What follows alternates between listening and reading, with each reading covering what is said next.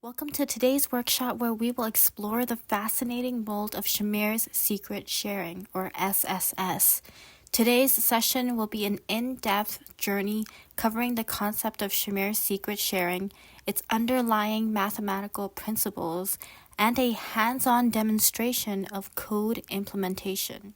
Introduction to Shamir's secret sharing. Let's start by understanding the core concept of Shamir's secret sharing.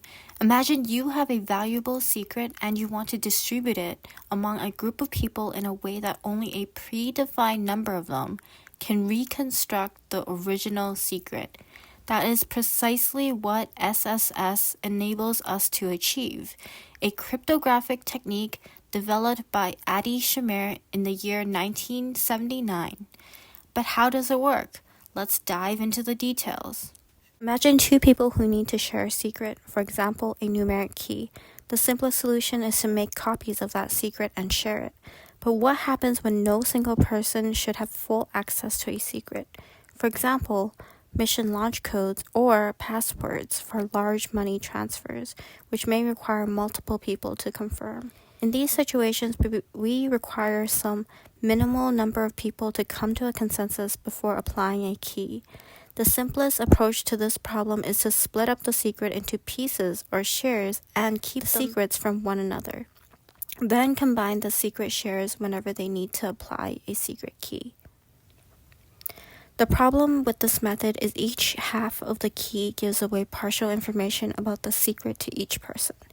For example, with an 8-digit secret, if one person knows the first 4 digits, then they only need to guess through 10,000 possible combinations to find the key, or ask someone with no information what they would need to guess from 100 million possible combinations. Recall that the definition of perfect secrecy from an information theory perspective, and the information leaked, we need to introduce some randomness.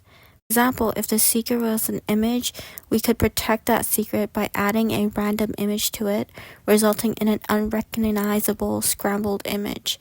Then one person could take the random image, the other could take the scrambled image, and then when they need to recover the original image, they just subtract the random image from the scrambled image. On their own, contain no information about the original image, but together they recover it perfectly. That's the idea with images, but we can do the same thing numerically. Take the secret and add a random number to it using modular arithmetic, which means we add the numbers digit by digit, and if the result is 10 or above, we only show the remainder and no carry operations occur. So 11 here becomes a 1. This allows the secret to be broken into random-looking pieces, which we can give to each person without either of them seeing the original secret. One person gets the random number, and the other gets the result of adding the secret to a random number or a random secret. There is no way to extract the original number from what is available to either person. You have no information about what two numbers led to it. So, to determine the secret, the two participants must come together and subtract their numbers to reverse the random process and recover the secret. This simple procedure is known as a one-time pad and was proven to be perfectly secret by Claude Shannon. But the problem, when we try this approach with many participants, we run into another problem. Using this method, all shares are required to generate the key.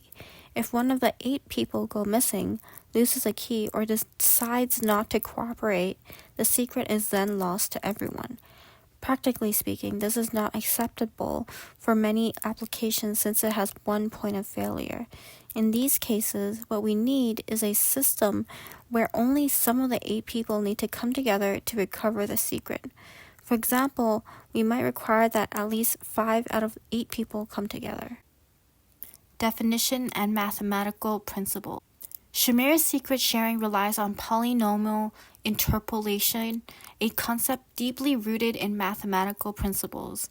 We will explore the fundamental aspects such as the polynomial degree, the Shamir scheme formula, and how these elements contribute to the security and effectiveness of the secret sharing process. So get ready for a bit of mathematics, but don't worry, I will guide you through step by step. This problem was solved in the year 1979 by Adi Shamir, who published a paper which tackled the problem of sharing a secret amongst multiple parties. He expanded the idea geometrically by imagining the secret as a point in space and the shares as points along a random secret curve. For example, imagine we have a secret number shared amongst 3 people, and we want to make sure that at least 2 are needed to recover the secret. His key insight was to think about this number as a secret point in 2D space where the secret is a point on the y-axis. This trick effectively expands the secret from a point to a line, creating lots of redundancy, out of which we can create as many shares as we wish, where each share is a point anywhere on the secret line. Now all we need is any 2 shares to recover the secret line. Once we know the line, we can see where it intersects the y-axis, and finally the y-coordinate of that point is our secret. With this method, we can share a secret with as many people as we need, which we call n, and make sure that any 2 people can recover the secret, known as a 2n scheme. But if we want to increase the minimum number of people needed to recover a secret, then we need to simply turn our line into a curve. For example, the simplest curve is a parabola, which can be defined by 3 points. To create a secret parabola, we start with the secret point as before, and then we generate 2 random points to define the secret curve. Then we can generate as many secret shares as we would like along the curve.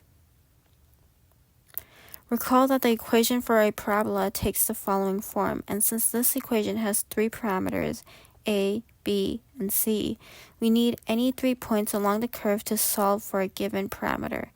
So ignoring everything and given any 3 shares, we can fully recover the curves to recover the secret. If instead we want a minimum of 4 shares to define the secret, then we will need to move up to a cubic curve. This is known as a forensic scheme. Finally, we can generalize the scheme to work with any subset size k we desire by using a curve which is defined by k points. Then we can generate as many shares as we would want, defined by n, leading to a kn sharing scheme where k is the minimum of shares to unlock a secret. Now we are going to use slightly more complicated functions, quadratic lines. As we add more points, we can start to see a pattern emerging. The pattern. If we use a polynomial of degree 1 to split the secret, we need more than 1 share to retrieve it. If we use a polynomial of degree 2 to split the secret, we need more than 2 shares to retrieve the secret. So the question then is, does the pattern continue? Generalizing our summary, Alice can split the secrets by choosing a secret polynomial of degree L such that f of 0 for this polynomial evaluates to the secret value, and she then computes the shares as all the points of the polynomial. The only question that remains is how to retrieve the polynomial once we have combined the shares. So, how do we compute this polynomial from those 10 points?